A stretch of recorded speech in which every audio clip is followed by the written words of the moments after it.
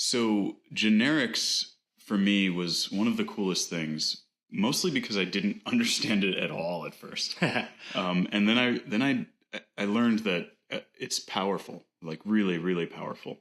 But I think it was when you explained why. So I'd love to hear more about like why we work with generics at all. Right. Well, they weren't introduced into Java. They weren't introduced to Java in the beginning. They came along a little later. And what ended up happening was people just needed a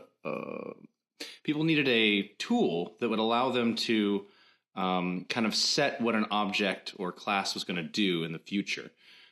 Just kind of like how interfaces kind of help out with this idea of like avoiding typing in some way. So they were really useful for the Java Collections API. They were amazing because you could just say, look, I just need to do these same things, and it doesn't really matter what the type is. I'm going to use the same operations every time. And yeah, I mean, they're really confusing at first, I think, to beginners because there's not a lot of good explanations for it. Yeah. But once you realize that really it's this idea of type erasure happens where it just replaces all those things in the angle brackets with what you would have done if you had just coded it manually, I think it makes a lot more sense. Yeah, I like the angle brackets as a symbol to represent, hey, you're in a new territory here. This is not just passing something in. This is passing something in that actually can change. Mm-hmm. Yeah. It's almost like, hey, I want one of these things, but I want to kind of give you a custom order. Like, give me an array adapter, or sorry, an array list, but it's a custom array list. Right. And you're just kind of like writing in on the form, and then at compile time, you get that custom thing. Right. Right. So we're in this particular example, we're trying to take a cat adapter and create. We could create a dog adapter. We could create a dog adapter, but that would then, if we had a bird adapter and et cetera, it would just be a lot of code and a lot of maintenance. Yeah. So instead, you're doing something else here. What are you creating? I'm creating a generic adapter that does the same thing as cat adapter, but allows you to specify the type of object that it's going to work with. Mm-hmm. We use these a lot in Android for stuff like.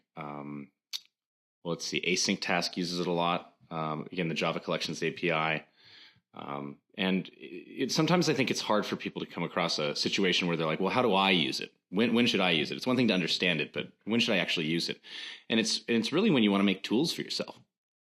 Interesting. Say more about that, making tools for yourself. Well, if you have an idea of like, okay, I want this particular thing to work with any class that I deal with, that's when you can make yourself a tool and say, I'm going to genericize this so that things in the future that you haven't quite created yet, you can pull out that old code, dust it off, and know it'll run.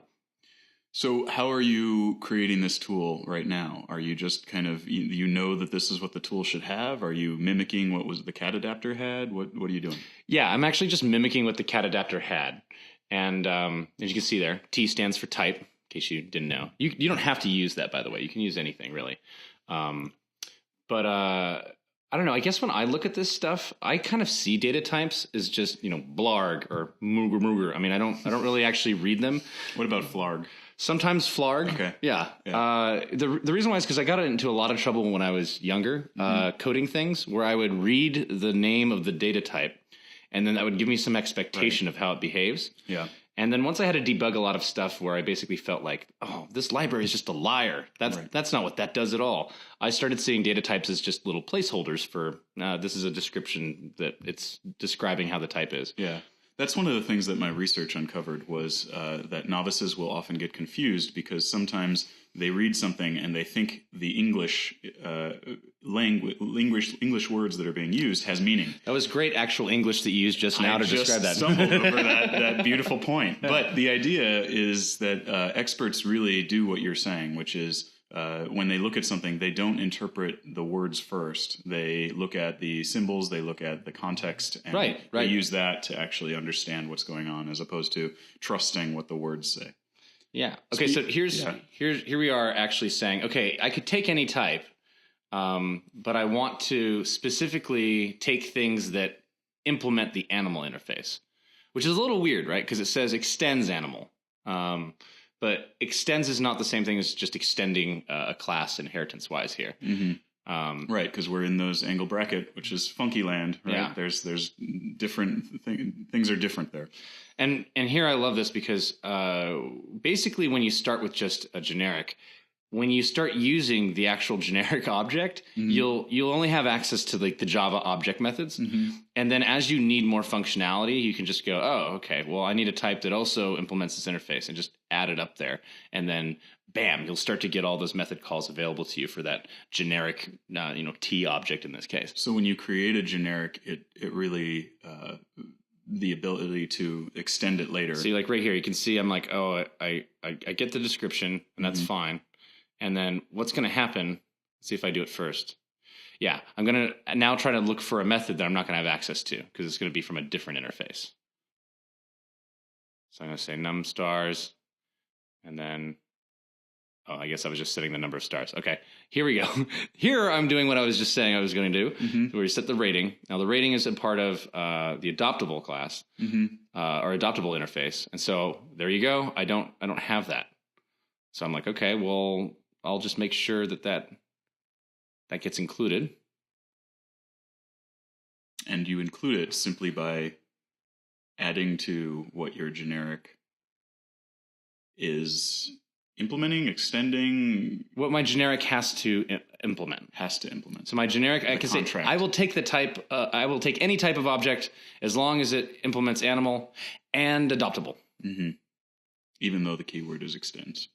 Even though the keyword is extends. Yeah. I don't know why they did that. I think that's not so good, but nobody asked me. So, well, as long as people can keep their eye out for it, I think they'll be just fine. Yeah. Hopefully. Yeah. You also see this a lot of time when working with list views. Whenever you want to extend a base adapter, you'll need to set up, code to specify what kind of data it's working with. And I know it looks like I'm actually writing a lot of code just to still use a dog adapter, but it is way less code than if I had to code up a dog adapter. And then, like you said, someone introduced a bird class, and I'm like, crap. You want to adopt birds? It's gonna be a lot of work. Yeah. Now, when you pass cat and dog in through those angle brackets on lines 32 and 33, that's you like claiming that T. Yeah, it actually, there's this thing called type erasure, and it actually goes in and erases every place where those things are and replaces them with every the T type. Gets replaced with that specific data type. At compile time, yeah. So there we go. We got a cat adapter. We got a dog adapter. Or sorry, a cat adopt adapter and a dog adopt adapter. It's a lot of adopting. It's a lot of Yeah. I still love how excited your friends were to submit cat and dog pictures to you for use in this app. Yeah, I didn't know that you say, hey, anybody on Facebook, do you have pictures of your cat or dog? And then you don't ever get to sleep again because people, ping, everybody apparently wants to share pictures of their cat or dog. I thought that should have been something obvious, but I didn't know that. And it caused a lack of sleep for at least 2 days. Yeah. Well, someone should really, create an app for that. I'm sure they probably have, but probably not as good as these guys could probably build one after they're done with this. Well, this there program. you go. Yeah. Our cut is 15%, by the way. Yeah. Well, 16. 16? Well, we need some negotiation room. That's true. Yeah. Okay. So here we are setting the adapter, and I was nervous about this when I first did this because I was like, oh, did we introduce typecasting? Because doing this without typecasting, picking a random int is really annoying. So luckily, I checked and we did.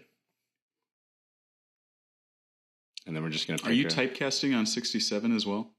I am. So that extra space between int and the closing parentheses, that's just poor taste. Okay. That's just me being I'm not lazy, but bad at typing. Sometimes I just type so fast my hands become a blur and I don't see it anymore. And I think that's fine because you have so many years of experience that you can easily kind of go back and fix that if you're actually going to share it with another developer. But wouldn't you encourage our students to make sure that they don't make those kinds of mistakes that they kind of hold true to form? Yeah. Well, oftentimes what you want to do is you want to have like a last pass. Like after you get everything working or in a stable state for a test, you then want to go through and make sure that you have everything kind of pretty and makes sense and commented. I mean, not wait until the very end. You want to do that throughout. What's happening here? You keep deleting and resetting that cat adapter.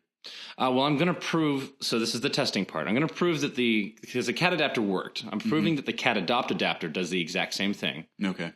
And then I'm going to try the dog adopt adapter and then see, did I code the right thing? So let's see.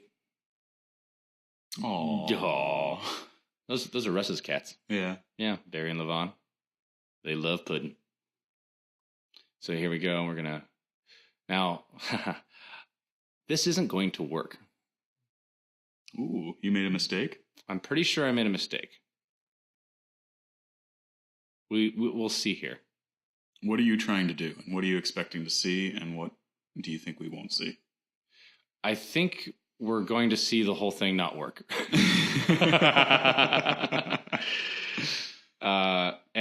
But right now you're trying to show dog adapter worked because cat adapter worked. Right. Yeah, this is going to be cat adopted. So look at that large name text. Blah blah blah. Yeah, that didn't work. Crashed. Yeah. Now the question is, can you guys find out what mistake I did? So this is you finding the actual line of code and the correct file. I love how the debugger gives us that information. You see what I did there? Didn't catch it. Where are we? For those of you watching and coding along at home, did you catch it? I can't quite hear you from here. If you could just speak up. So it's working now. Not quite. It's not actually. Description looks. No, that's the default stuff that's being set up. It's actually not setting the right the right random thing. That's why it's just large name text and descriptor. Blah, blah, blah, blah. So you can see my confusion going back and forth of being like, what did I forget? What happened to that dog's description? Question is, has anyone else seen it yet? I'm not getting any tweets. If you found it out by now, you should be very proud of yourself. If you haven't found it out right by now, that's okay. Apparently, I didn't either. At some point, maybe we should just have them race you in debugging problems. We'll have like a live coding session. There it is. I didn't quite finish coding. So there was a set, but... Well, I set the object correctly, but I didn't actually call this whole method that actually changes the view. Right. And now There he is. Weston. Yeah, he's cute. Gizmo. He's also cute. Most likely to break your heart and pee a little while doing it. It's like every dog in the world. I think there were 2 gizmos in there. Yeah.